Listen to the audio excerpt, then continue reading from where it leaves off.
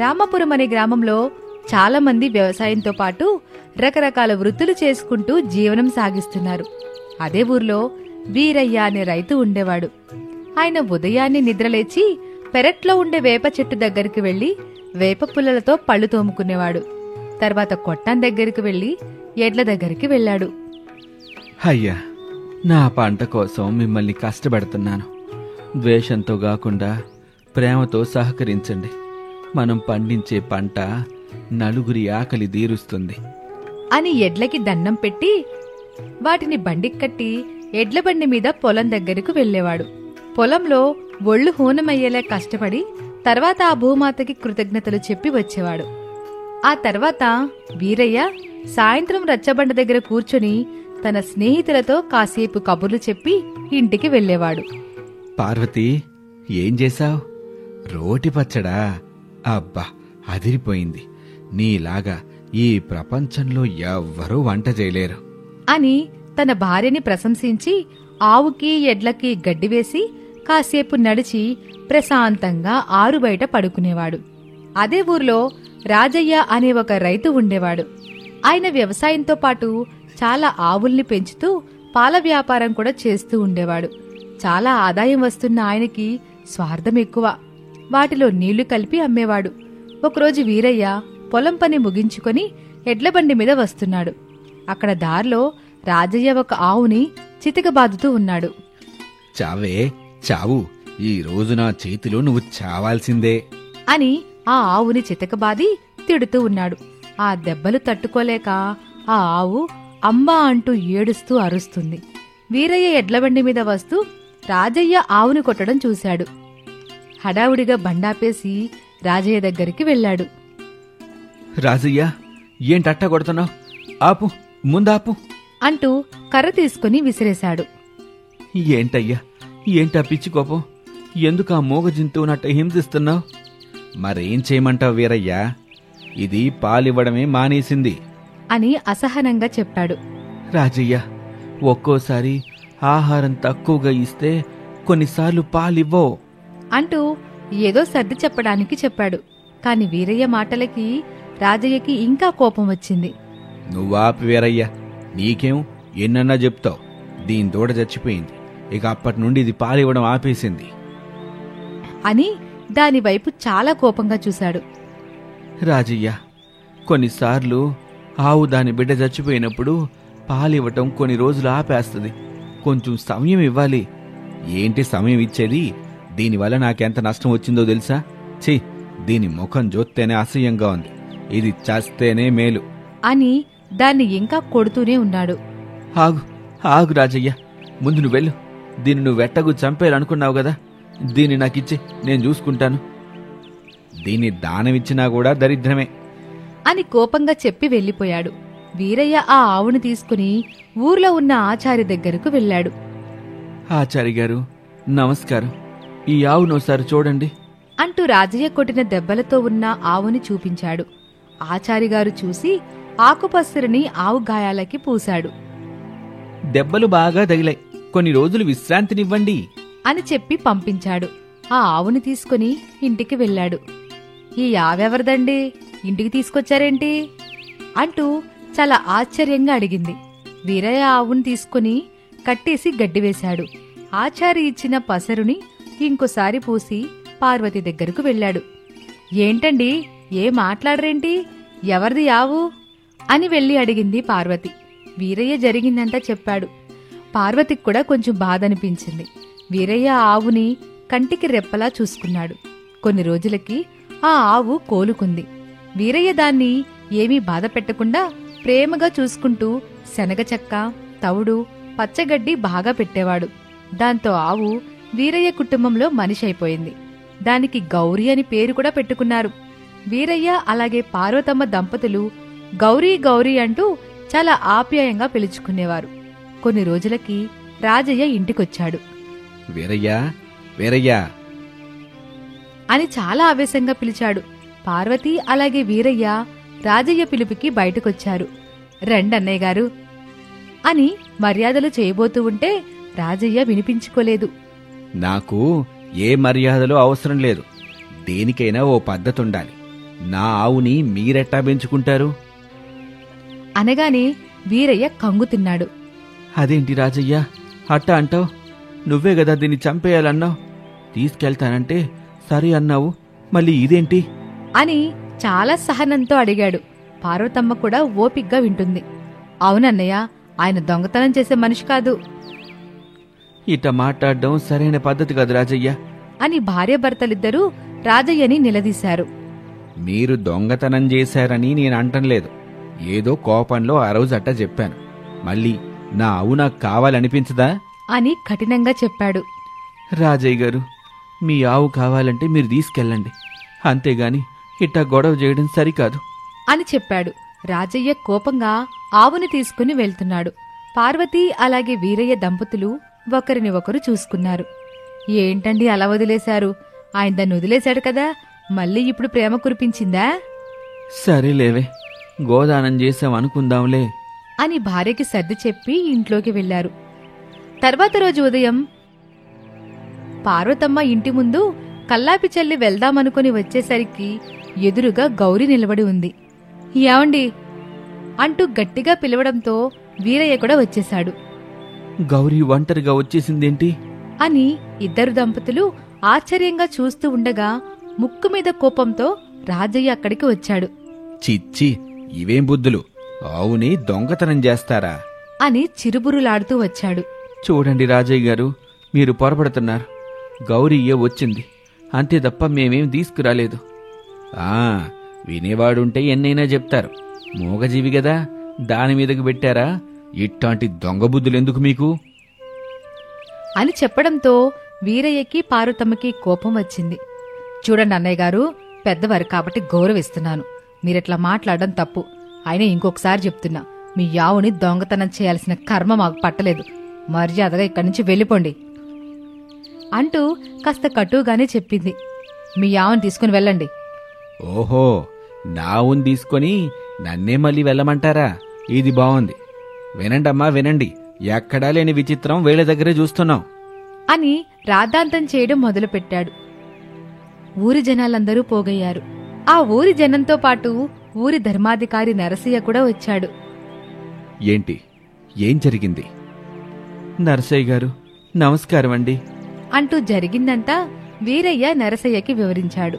అంతా విన్న తర్వాత, రాజయ్య గారు, ఎన్ని రోజులు సేవ చేసినందుకు కృతజ్ఞతతో ఆ ఆవు వచ్చింటుంది. దీనికే గొడవెందుకు? మీ ఆవుని మీరు తీసుకెళ్ళండి అని చాలా శాంతంగా చెప్పాడు. కాని రాజయ్య అస్సలు ఒప్పుకోలేదు. అలా ఎలా తీసుకెళ్తానండి? నా ఆవుని దొంగతనం చేసిన వాళ్ళకి మీరు శిక్ష వెయ్యండి. చూడు రాజయ్య, దొంగతనం అంటే మాత్రం మర్యాదగా ఉండదు అంటూ మాట్లాడుతూ గొడవలు పెట్టుకోవడం చూశారు నరసయ్య. వీరయ్య మంచితనం అలాగే రాజయ్య దుర్బుద్ధి గురించి నరసయ్యకి చాలా బాగా తెలుసు. సరే రాజయ్య, నీకలా ఇష్టం లేదు గనక ఈరోజు నువ్వు ఆవుని తీసుకెళ్ళు. రాత్రి మళ్లీ ఆవు వీరయ్యని వెతుక్కుంటూ వస్తే ఆవుని వీరయ్యకివ్వాలి. లేదు నీ దగ్గరే ఉంటే వీరయ్య దొంగతనం చేశాడని ఒప్పుకుందాం. కాని ఆవుని కొట్టంలో కట్టేసి నువ్విక్కడికొచ్చేయాలి. ఆహా, అదెలా కుదురుతుందండి? ఇంకేం మాట్లాడొద్దు, నేను చెప్పిందే చెయ్యండి అని ధర్మాధికారి ఆదేశించాడు. ఇక రాజయ్య చేసేదేమి లేక ఆవుని తీసుకొచ్చి కొట్టాంలో గట్టిగా కట్టేశాడు. రాత్రి రచ్చబండ దగ్గర ధర్మాధికారి, వీరయ్య అలాగే రాజయ్యలతో పాటు ఊరి ప్రజలందరూ ఎదురు చూస్తూ ఉన్నారు. అర్ధరాత్రి అవ్వగానే గౌరీ కట్లు కూడా తెంపుకొని పరిగెత్తుకుంటూ వచ్చి వీరయ్య దగ్గరకొచ్చింది. విషయాన్ని ఊరి ప్రజలందరూ చూశారు. రాజయ్యకి ఏం చేయాలో అర్థం కాలేదు.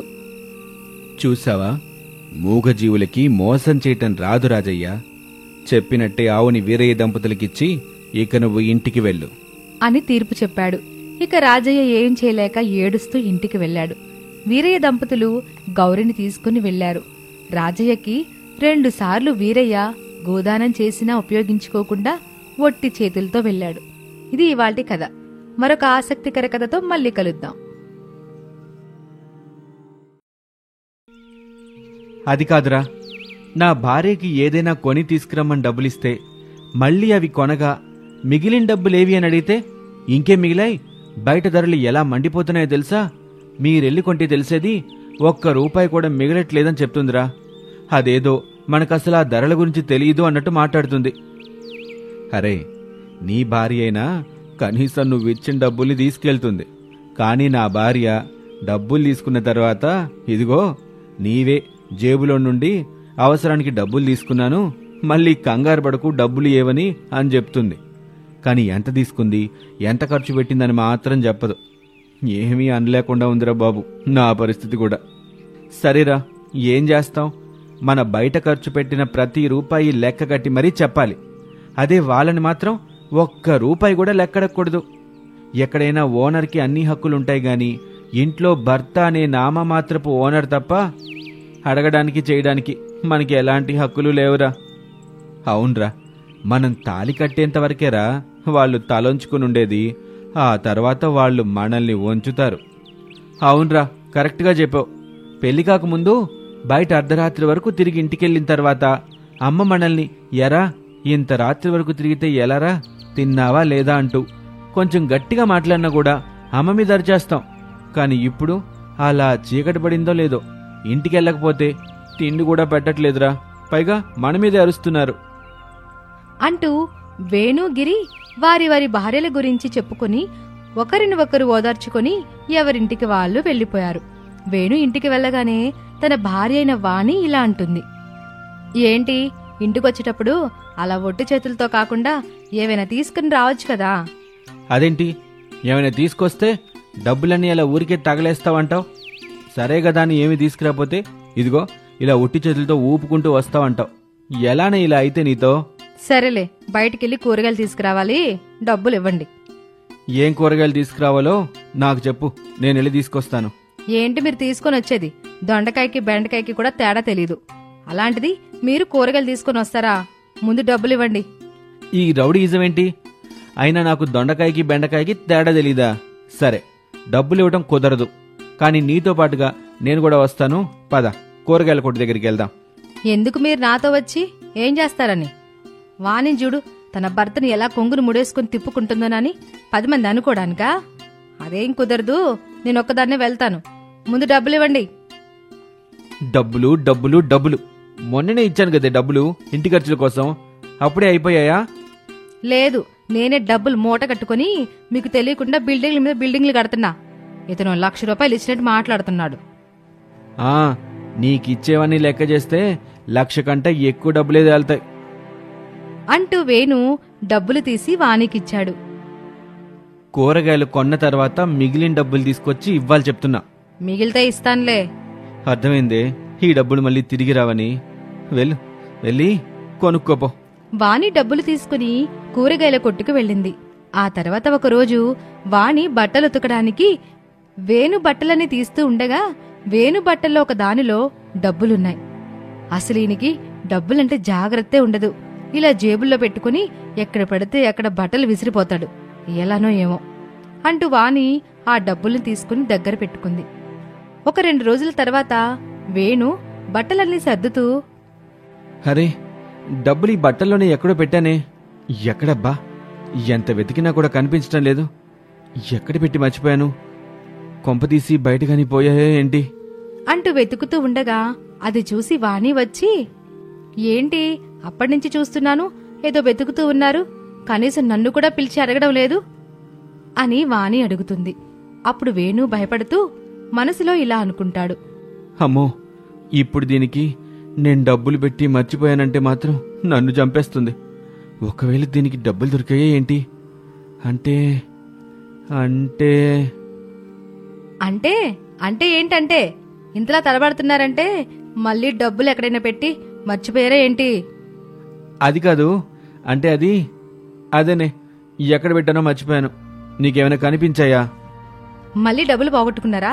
ఎక్కడ పెట్టారు? డబ్బులంటే మీకు అసలు భయమే లేకుండా పోయింది. ఎక్కడ పెడితే అక్కడ పెట్టడం మర్చిపోవడం. ఒకవేళ బయటగాని మర్చిపోయారా? మంచిగా గుర్తు తెచ్చుకోండి అంటూ వాణి తనే డబ్బులు తీశానని చెప్పకుండా వేణుని ఆటాడుకుంటూ ఉంది. అమ్మో, ఇప్పుడు డబ్బులు పోయాయని ఇది కన్ఫర్మ్ చేసుకుంటే నాకు తిండి కూడా పెట్టదిది. ఏంటి ఇక్కడ నేను ఇంతలా అరుస్తూ ఉంటే మీలో మీరే మాట్లాడుకుంటున్నారు? నాకు చెప్పండి ముందు సమాధానం. డబ్బులు ఏమయ్యాయి? ఇప్పుడు గుర్తొచ్చింది. మన గిరి ఉన్నాడు కదా, వాడికి అవసరం ఉందంటే ఇచ్చాను. ఆ ఊర్లో ఉన్న వాళ్ళందరూ అవసరం ఉందంటే డబ్బులివ్వు, కట్టుకున్న దానికి అవసరం ఉందని అడిగితే మాత్రం 1000 ప్రశ్నలు వేసిస్తారు. అంటే ఇప్పుడు ఇలా కూడా తిడతావా నువ్వు? ఎలా అయినా తిడతాను నాకు కొంచెం అర్జెంట్ పనుంది, బయటికెళ్ళాలి అంటూ వేణు అక్కడి నుంచి బయటపడే ప్రయత్నం చేస్తూ ఉన్నాడు. నేనేదైనా అడిగితే చాలు మీకెక్కడా లేని అర్జెంటు పనులన్నీ గుర్తుకొస్తాయి అని తిడుతూ ఉంది. వేణు మాత్రం తనకి ఏమీ వినబడనట్టుగా బయటికి వెళ్లిపోయాడు. వేణు నేరుగా గిరి దగ్గరికి వెళ్లాడు. ఏట్రా, నీ స్పీడ్ చూస్తా ఉంటే ఇంట్లో ఎగరేసినట్టుంది నీ భార్య. జన్మలో పెళ్లి చేసుకోవద్దురా బాబు. ఎవడైనా మన ముందు పెళ్లి చేసుకుంటాను అని వచ్చి చెప్తే వాడిని కాపాడే బాధ్యతని మనం తీసుకోవాలి. అరే, అది మన వల్ల కాదు. మనం ఎంత చెప్పినా ప్రతి ఒక్కడు అందరమ్మాయిలు ఒకలానే ఉంటారా అని మనకే కౌంటర్ ఇస్తాడ్రా. ఆడు పెళ్లి చేసుకోకుండా మాత్రం ఆగడు. అందరు అమ్మాయిలు ఒకలా ఉండకపోవచ్చురా, కానీ అందరి భార్యలు మాత్రం ఒకేలా ఉంటారు. 10 రూపాయలు పెట్టి కొనింది వాళ్ళు 5 రూపాయలకే కొంటారు, కానీ మనకి మాత్రం 20 రూపాయలని చెప్తారు. అలా ఎలా మావా? ఒరేయ్, వాళ్ళ మ్యాథ్స్ అంతే ఉంటుందిరా, మనమే సర్దుకోవాలి.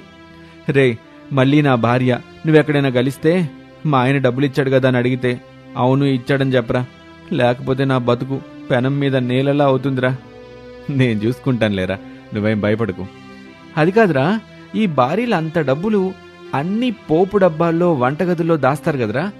మనం ఎంత వెతికినా ఎక్కడ ₹1 కూడా కనిపించదేంట్రా?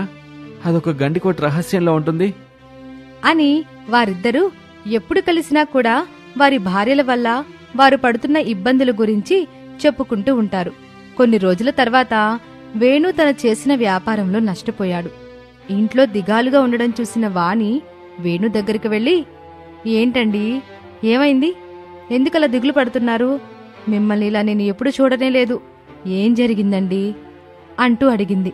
అప్పుడు వేణు బాధగా, వాణి, నేను చేస్తున్న వ్యాపారంలో నష్టం వచ్చింది. దానివల్ల నేను డబ్బులు ఇవ్వాల్సిన వాళ్ళందరూ ఇప్పుడు నన్ను డబ్బులు అడుగుతున్నారు. మళ్ళీ ఈ వ్యాపారం కొన్ని రోజుల్లో లాభాల్లోకి వెళ్తుంది, కానీ అప్పటి వరకు ఎవ్వరూ ఆగటం లేదు. అందరూ డబ్బులు ఇప్పుడే కావాలని పట్టుబడుతూ ఉన్నారు. నా దగ్గరేమో అన్ని డబ్బులు లేవు. బయట ఎవరిని అడిగినా నీ వ్యాపారంలోనే నష్టం వచ్చింది, మళ్ళీ మా డబ్బులు మాకు ఎలా ఇస్తావని అడుగుతున్నారు. ఇప్పుడు ఏం చేయాలో నాకు అర్థం కావటం లేదు. ఇప్పుడు మీకెంత కావాలండి? మొత్తం 10 లక్షలు. వాణి వెంటనే తన వంటగదిలోకి వెళ్లి తను పొదుపు చేసిన డబ్బులన్నీ తీసుకుని వచ్చి వేణు ముందు పెట్టింది. ఇంకా తన బంగారం కూడా పెట్టింది. ఏమండి, ఇదిగో, ఇవన్నీ నేను పోగు చేసిన డబ్బులు. ఎంత లేదన్నా 1,00,000 రూపాయలన్నా ఉంటాయి. మీరు ఎప్పుడూ అంటూ ఉంటారు కదా, మిగిలిన డబ్బులు ఇవ్వవు ఎందుకు అని. ఇదిగో, ఇలా ఏదో ఒక రోజు రూపాయి పొదుపు చేస్తే ఇలా ఉపయోగపడతాయని దాస్తూ ఉంటాం మేము. నేనే కాదండి, ఏ ఇల్లాలైనా కూడా ఇలాగే ఉంటుంది. భవిష్యత్తును ఆలోచించుకొని పొదుపు చేస్తూ ఉంటుంది. వాణి చెప్పిన మాటలకి వేణు తనని ఎంత అపార్థం చేసుకున్నానోనని బాధపడి వాణిని కౌగిలించుకున్నాడు. ఆ తర్వాత ఆ డబ్బులు అప్పులవారికి కట్టేసి మళ్లీ వ్యాపారాన్ని మొదలుపెట్టాడు. కాని ఈసారి వేణునే స్వయంగా వానికి డబ్బులివ్వడం మొదలుపెట్టాడు. ఇది ఇవాల్టి కథ. మరొక ఆసక్తికర కథతో మళ్ళీ కలుద్దాం.